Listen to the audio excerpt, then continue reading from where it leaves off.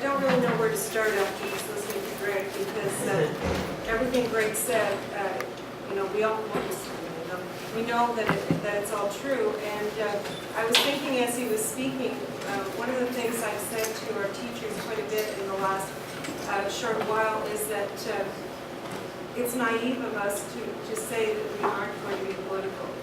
And basically, I think that we're looking at a fairly conservative group.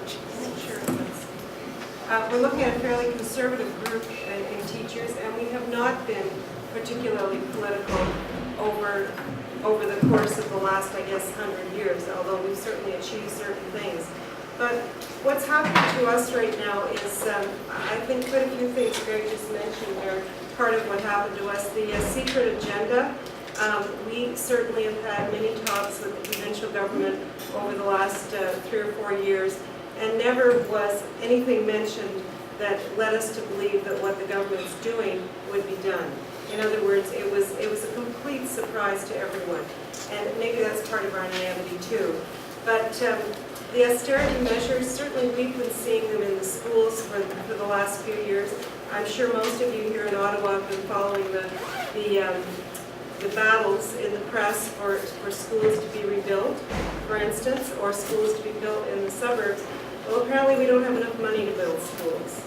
And we don't have enough money to fix our schools. And to give you an example, Broadview School, which is the one that's been in the news lately, and I have heard people say, well, the reason that school is getting rebuilt is because that's an affluent group of parents.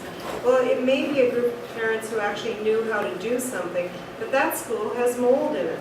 It has asbestos in it. It is a hellhole, really. And why are we putting our children in schools like that? Why aren't we fixing those schools up? Why don't we have enough money to fix that school up? Well, I think Greg just explained to us why we don't have enough money for that. And so we see this every day. We have more and more students coming to us with high needs, and we don't know why that is. I'm guessing that part of it is because of social conditions, but the incidence of some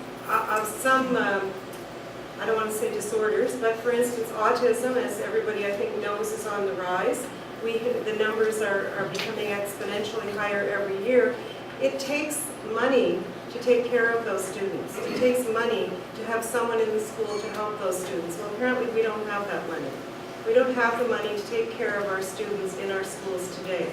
We do have asbestos in a lot of our schools. We have health and safety concerns in our schools that really, unless that would be our federation, our union, unless our union is on top of it, apparently it's okay to send kids to those schools.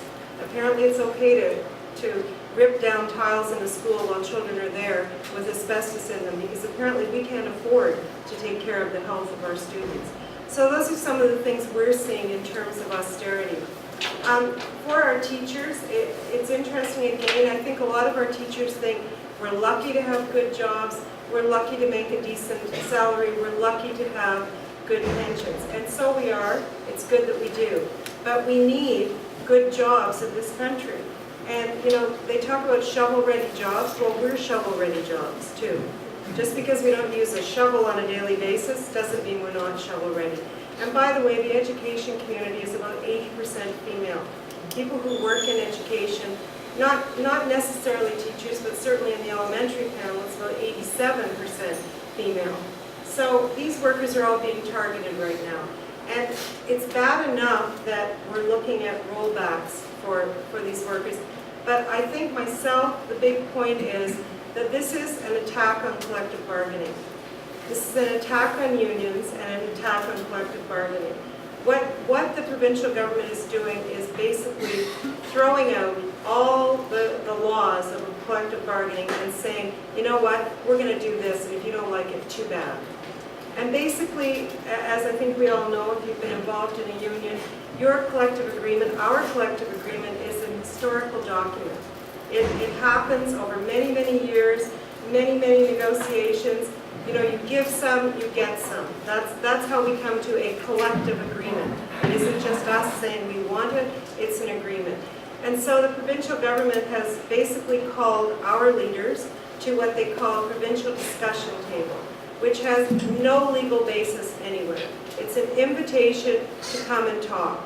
and the invitation can be declined or not. And the last 2 rounds of bargaining, our leaders decided to accept the invitation because all money for education since Mike Harris is now provincial money. Used to be raised in communities, now it's all provincial. And so the first time we were called to the provincial bargaining table, or the PDT discussion table, it worked out pretty well. Gerard Kennedy was the Minister of Education, he was at the table, people worked together, and we came to some very good agreements. The second time we went to the bargaining, I shouldn't say bargaining table, we went to the provincial discussion table, things didn't work out as well.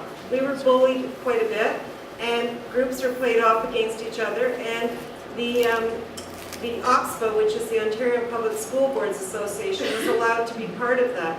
Now, OPSPA has no legal standing at all in negotiating education contracts, not any. And in fact, not all boards are part of OPSPA. And so because OPSPA didn't like the way things were going, they walked away from the table for a while, and when they came back, the minister said, oh, by the way, we need this signed by, let's say, next week.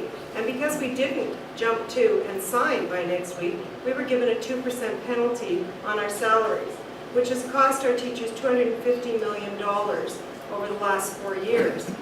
So when Dalton McGuinty gets up and says, you know, elementary teachers have got to help us out here, we already helped them out to the tune of $250 million. And, thank you. And so this time around, we were slightly skeptical of going to the table, but we went. And in fact, this time at the table, there was no Minister of Education. There was nobody from the Ministry of Education. We were faced with 3 bankruptcy lawyers. And basically what they said is, we're stripping your contract, too bad if you don't like it, and we want it signed by March 15th. And obviously, we walked away. And what have you heard in the media? I don't know if any of you have paid attention, but all you're hearing in the media is that EPFO, which is my union, refuses to bargain. EPFO won't come to the bargaining table. EPFO doesn't want to get a deal. Well, first of all, it's not the bargaining table. It's a provincial discussion table, and we are under no legal obligation to be there. So we've decided we're going to bargain locally. We're going to bargain under the Labor Relations Act. And so what has the government done? Well, first of all, Dalton McGuinty made a YouTube video asking all our teachers to, you know, basically listen to him because he was our parent and he knew best. And then the Minister of Education had a press conference, which we told no one about, again scolding us for not being at the bargaining table. And when we ignored that, they've now sent a letter to each and every board in Ontario saying, don't bargain with those people. Now that's against the Ontario Labor Relations Act. And the secondary teachers have basically launched a legal challenge. So that's where we're at as workers, and I guess what you need to know from us is that we don't think it's right that people should be treated this way.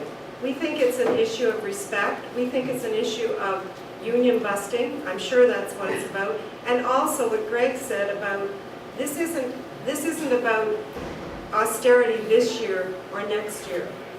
What they want to do is roll back our compensation package by a lot. And when they talk about teachers won't accept 0, we actually might accept 0. But we don't want to accept rollbacks. And we're talking about big rollbacks. We're talking about pension. We're talking about sick days. We're talking about gratuity. And we're talking about our young teachers who, by the way, pay the highest tuition in the country to go to school for 5 years to become a teacher to begin with. So a lot of them come out with huge debt. They can't get jobs right away, so they work at poverty wages for 3, 4, 5 years. And what McGuinty wants to do is freeze those people at a very low salary and freeze them for a long time. They're the people who need money more than the people at the top. And what we figured out is the last time the government did this to our young teachers, it cost them about $65,000 over the course of 10 years, $65,000 in salary. And as I said, we just paid them $250 million in a 2% raise that we were supposed to get every other teacher in the province got, and every other education worker in the province got. So from our point of view, it's not necessarily about the money. It's about the way things are being done. It's about collective bargaining. That's huge. And it's about labor law, and it's about the right of unions, and it's about the future. It's about the next 20 years. Do we want good jobs for our young people, or don't we? Should we be ashamed because we have a good job? I don't think so. It's not a race to the bottom. We shouldn't be lowering our jobs. We should be bringing everybody else up. So that's about